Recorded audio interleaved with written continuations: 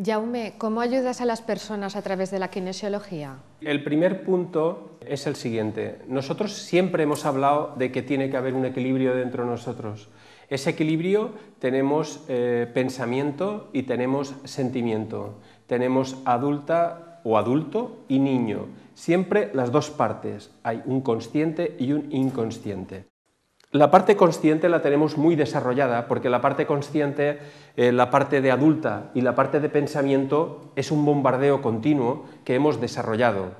El desequilibrio se produce en esta parte emocional, en que la parte emocional no hemos expresado la realidad de lo que sentimos internamente, sino que hemos ido creando un personaje a través de los pensamientos y de nuestras ideas. El tema es que cuando ocurre este desequilibrio, y los miedos bloquean el sistema, se cierra toda esta parte emocional. El trabajo que yo desarrollo con la kinesiología es a través de los músculos dan una respuesta. Hubo un médico americano que descubrió que a través de los músculos, cuando una persona pensaba en una emoción, si esa emoción me estaba afectando, el músculo creaba un cambio, pasaba de débil a fuerte. Se puede hacer con cualquier músculo, un brazo, una pierna, puedes comprobar. Entonces, la kinesiología nos permite llevar como un camino muy claro hacia el crecimiento personal. Lo que se ha ido descubriendo con la kinesiología y lo que yo he ido dándome cuenta es que las herramientas son importantes, porque no es lo mismo pensar que mi exmarido me ha hecho esto, que es lo que ha pasado dentro de mí, que no he sabido yo enfrentarme a esta situación. Es muy diferente. Y esas herramientas son buenas.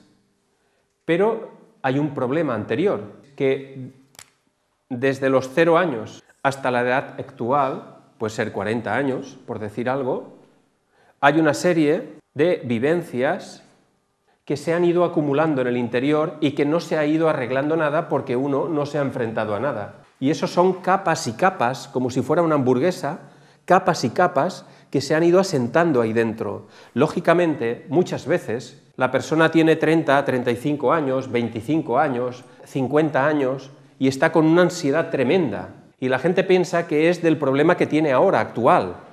Y esto no existe. Esto es como un vaso. Y ese vaso, cuando le pones una gota más y rebosa, lo que tú sientes es el rebosar de ese vaso, pero ese vaso estaba lleno. Por una parte, es la cantidad de información bloqueada dentro de nosotros. Esa cantidad de información son bloqueos. ¿Qué es un bloqueo? Un bloqueo es una situación vivida, pero no asimilada, porque en ese momento no se ha podido asimilar. Si mi padre murió cuando yo tenía 15 años, yo en ese momento no puedo asimilar esa situación. Entonces, cierro dentro la situación, cierro el compartimento y sigo hacia adelante con la sensación interna. Pero ¿qué pasa? Que cada vez que yo intento expresarme de dentro mis sentimientos, pasan por los filtros, por los bloqueos que yo he ido adquiriendo a través del tiempo. Con lo cual, lo que yo expreso no soy yo, sino es una expresión.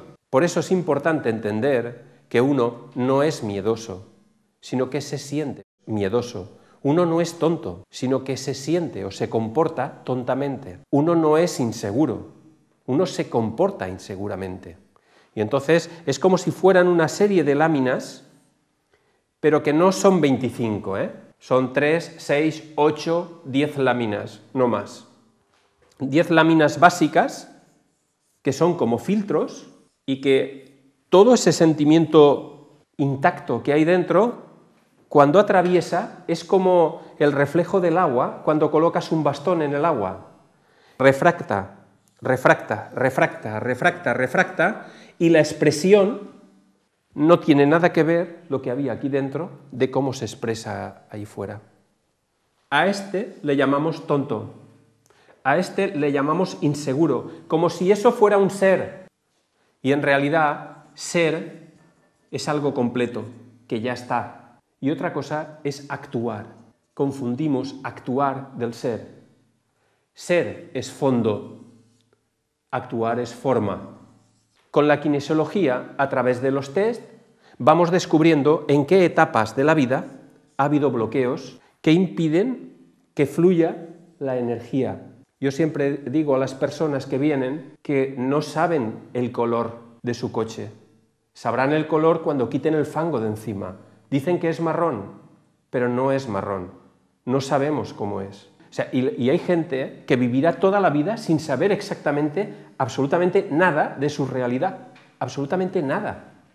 Entonces, en principio, vas desbloqueando distintas etapas. Pues a lo mejor hay un bloqueo de los 11 años, un bloqueo de los 7, un bloqueo de los 15, un bloqueo de los 21, y son diferentes etapas. Pues ahí murió el abuelo, o hubo un accidente en el colegio, un suspenso, situaciones que se han quedado dentro y que han ido transmitiendo desde el sentimiento inseguridades, angustias y miedos provocando esta situación. Entonces, con la kinesiología vamos entendiendo cada bloqueo y qué es lo que tenía que aprender yo en aquel momento que no pude aprender. Haciendo el test sacamos cuál es la situación y qué es lo que tengo que aprender. Lo trabajamos y se diluye. Y seguimos con la otra, capa a capa, hasta desbloquear todo el proceso y dejar la energía fluya. Ese es un poco el trabajo de la kinesiología, con las flores de Bach, con puntos de acupuntura que nos ayudan a digerir estos procesos un poco más rápido.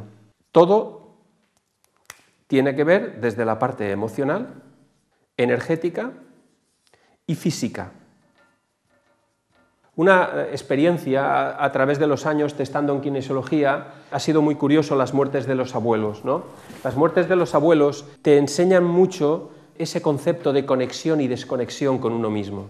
El adulto siempre piensa que reñir a un niño, pegarle o cualquier cosa de ese tipo pueden afectar negativamente. En realidad, lo que más afecta es la sensación de abandono del niño en un momento dado. Por ejemplo, ha habido mucha experiencia con adultos que hemos trabajado la parte de cuando eran pequeños y ha muerto un abuelo, en el que es el padre de la madre le ha dicho al niño que el abuelo se ha muerto, como si fuera algo tranquilo, a él se lo llevan a casa la tía a otro pueblo para que esté tranquilito, pero él no percibe eso.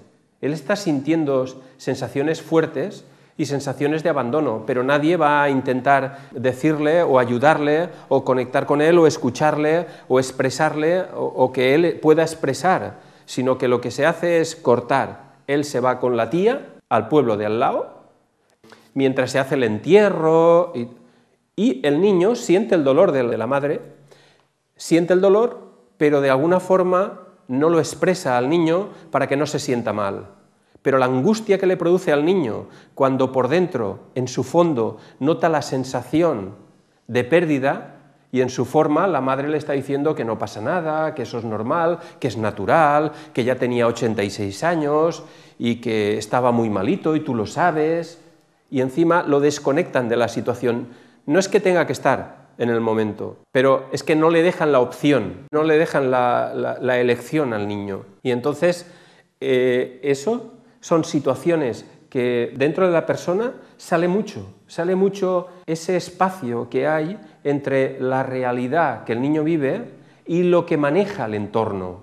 O el hecho, por ejemplo, una persona que sea militar, que vaya dando tumbos por España y que la persona tenga que ir cada X tiempo cambiando de colegio, cambiando de ciudad. Es muy típico el hecho de que el niño se sienta que nadie le pregunta a él nada. De repente le dicen ahora a Cáceres y tiene que adaptarse al colegio de Cáceres, viviendo en Cáceres, distintos amigos, distintas edades, pero nadie le pregunta nada al niño.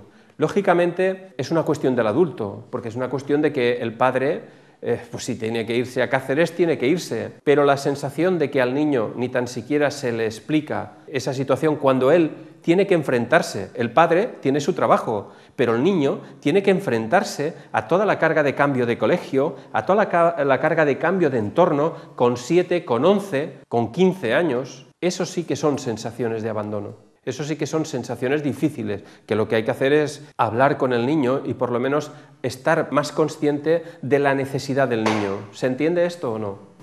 Vale.